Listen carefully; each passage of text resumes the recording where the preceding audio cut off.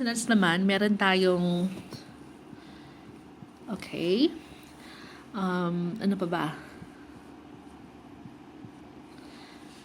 And,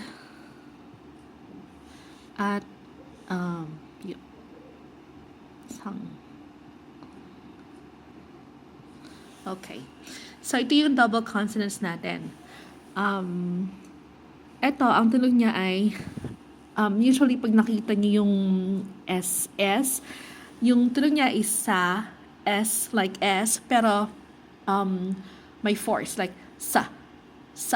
Okay? Ito para siyang dalawang D, like ta. Ito naman, parang dalawang J. So, ja.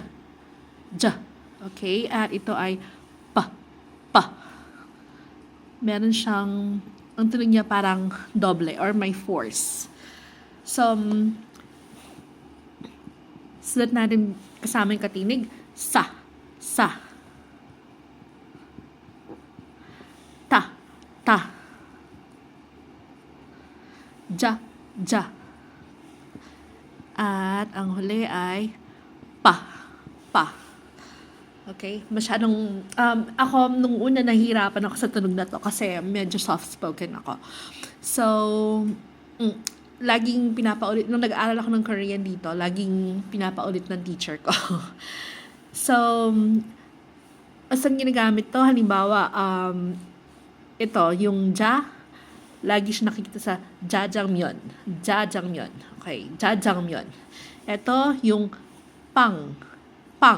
So, pag nilagyan mo ng sa baba, pang.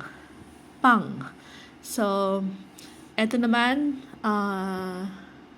okay, wala akong maisip sa ngayon.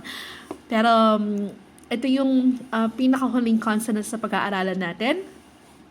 So, sa, da, ja, pa. Okay? So, habang nag-aaral tayo, habang nagbabasa tayo ng mga Korean words, mas nagagamit natin tong mga consonants na to or mas masasanay tayo sa tunog ng mga consonants na to. Okay? So, sa susunod, bubuksan ko yung EPS books or yung EPS books na pwede i-download sa EPS website. So, yun ang titingnan natin yung kung paano nila pinag-aaralan ang Korean language gamit ang mga EPS books.